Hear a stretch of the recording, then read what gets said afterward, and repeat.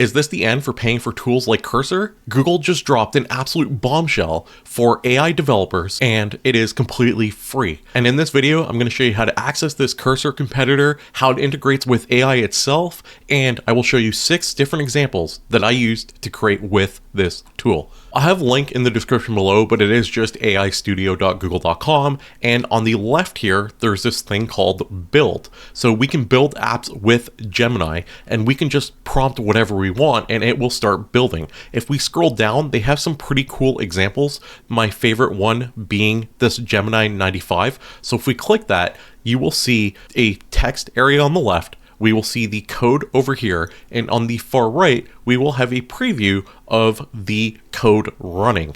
And then in the top, we have some different options. But anyway, here is the Gemini 95. It is basically a version of Windows 95, but through Gemini.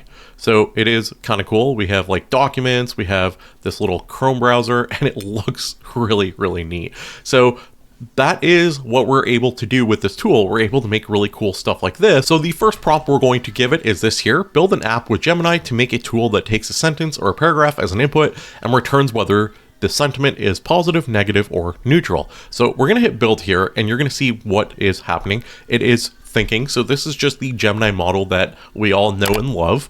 But the really important thing here is you can say with Gemini, and it will understand to say, hey, we need to use Gemini within our application. So we are using Gemini to build an app that uses Gemini.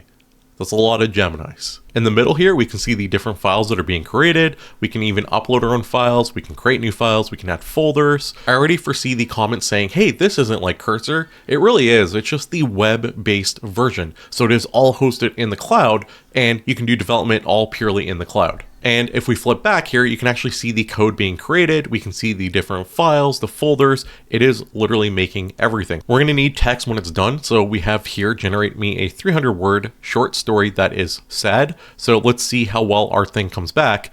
And I know this is probably just like a really weird feedback loop, but hey, we're going to give it a try. So it is analyzing errors that it came up with. So it already found all these errors, and it is going to fix them.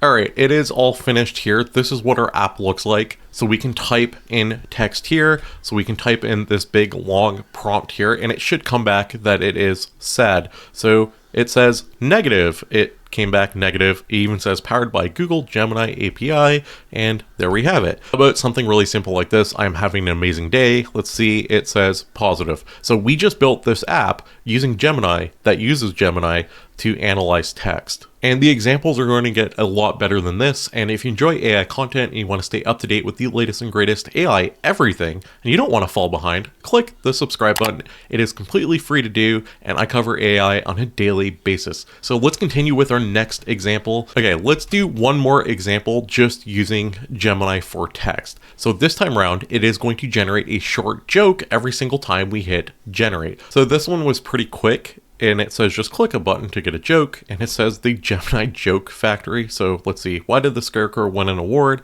Because he was outstanding in his field. All right, we're brewing another joke. And why did the Scarecrow win an award? The jokes are the same. Hello? All right, let's see if we can fix this. It's just generating the same joke over and over. It needs to use Gemini to generate more random jokes and not repeat them. So let's see how it fixes it. It's already determined that there's an issue with the temperature setting, so it's like, hey, we can fix this, and it even tells you where it made the changes, and we have our changes, so hopefully, this time around, we can get a better joke, or something that is different. And it says brewing. What happened? All right, here we go. I started a business making dictionaries. It's a venture that could really define me. All right, it's getting better. It's better. There's no longer the Scarecrow joke over and over. It just takes a little bit longer, and that is probably because of some of the things that Scarecrow. What do you call a boomerang that doesn't come back? A stick? Okay, not bad, not bad. Are these jokes any good? Let me know in the comments below. Why are skeletons such bad liars? Because you can see right through them. So anyway, let's say you love this app and you're like, okay, this is the greatest app ever. My friends will love it. You have some options here. So we can click here. We can save our app. for future. We can make a copy of this app, so we can like say, okay, this is a good saving point. Let's make a copy and let's expand on this in a different version. And then we also have the ability to download the app. So if you want to download it, you can put it in something like VS Code and you can develop it further. We also have this here, and if you're unfamiliar with Google Cloud, Cloud Run is one of their ways to push this app to the web where everyone and anyone can access it. And if you want just a really simple way of doing this, we can hit Share App. As long as you have your app saved, it is going to give you a link that you can copy out to your friends. Keep in mind, whoever has this link, depending on how you have your settings set from like editor to view only, if you have it set as an editor, the person who's editing it can actually hit see code, they can see all the files, they can even bring up Gemini Assist, and guess what? They can start building on top of your app as well. Or you set them to viewer only and they won't get all this and they're going to be stuck to just being able to use your app. So far, all our apps have been using text only. What if we want to add some images? So we are going to have this prompt here that says build an app that uses Imagen, and there is a button called generate, and it's going to generate a photo of a penguin with sunglasses on the beach. Clicking the same button over and over will generate more of the same exact photo. So just like one button is going to generate over and over and over again, and it is going to keep giving us the picture of a penguin. All right, we have our AI penguin pics here, and we can hit generate a penguin, and it is going to make our penguin here, and we're going to see our masterpiece, and it says this may take a moment. And here is our penguin on the beach, and it is relatively pretty quick. So you can see another penguin on the beach, and we can just keep this going. We can generate an infinite number of penguins on the beach. This is absolutely an amazing application, obviously, but let's try to step it up a notch and make this a little bit more useful. So in one of my prior videos, I was showing you guys how to use VO3, and we are generating images, or in one of my prior videos, we're using VO3 to make videos, and I wanted to replicate an image inside of VO3. So to do that, I had to upload the image to Gemini, have it analyze the image, give me a prompt, and then I can throw that prompt into VO3 for it to recreate the person that I wanted in the image. So this time around, we are going to make an app that accepts an image upload and generates a detailed description of the image in a single paragraph that can be copied and pasted into a large language model to generate a replica of the same photo. So basically we want to be able to upload the image. It's going to give us a paragraph back, and then we can see how it actually generates that same exact image back. And we'll do like a comparison to see how well it does. So it is generating our app for us, and I think this one is actually pretty useful. We have the AI image describer. Upload an image to get a detailed prompt. Perfect for recreating it with AI image generators. So let's upload our image. You already know who it is. It's my wife, AI Dana, and we are going to generate our description. Here is our description here. We can hit copy to clipboard. We are now on Gemini. We're going to say create this image, and let's see how well it does. Here is the original AI Dana, and here is the version that it generated based off the prompt I got from our new app. So that is actually pretty decent, all considering. That's pretty good. That app is actually really useful. So there is that one. Now let's try to do something actually really cool now. Let's kind of combine images, text, and we're going to try to build a full-fledged game. So we are going to have a much bigger prompt this time around. We're going to just hit build, let it start going in the background while I explain to you what we're attempting to build, and we'll see how it comes out. But it says build an app with Gemini. So it is going to be text and a text-based adventure game. The user provides a genre, so like fantasy or sci-fi, and then the app will generate an opening scene description and 3 initial choices for the player.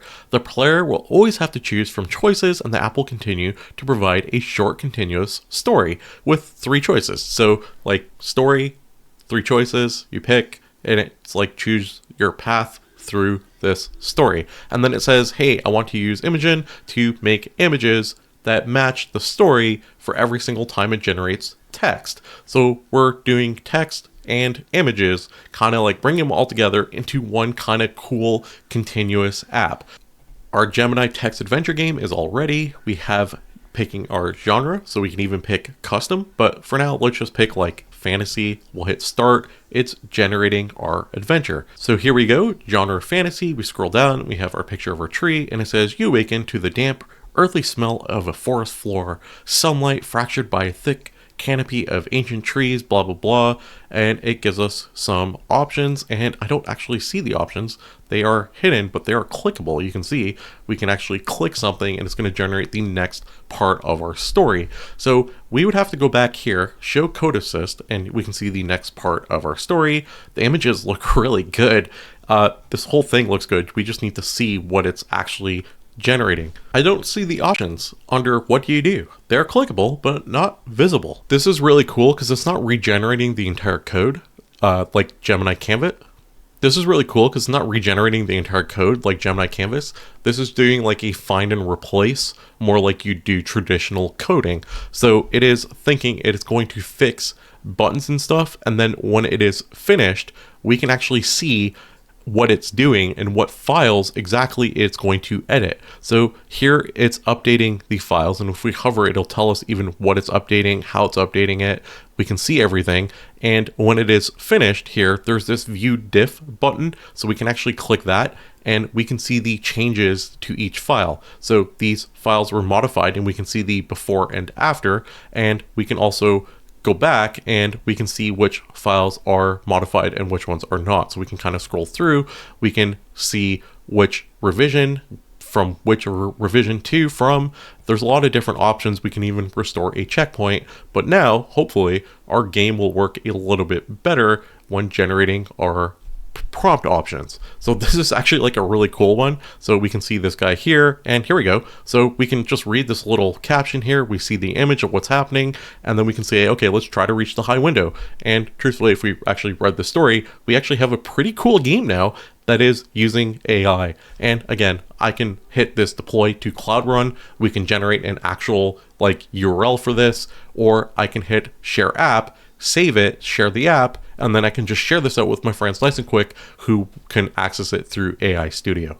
I believe build apps with Gemini is an absolute game changer. It is absolutely incredible the stuff you can do, especially considering you can include AI inside of your applications that you build. And if you're using this tool, let me know in the comments below. What have you built? Do you want to share any links?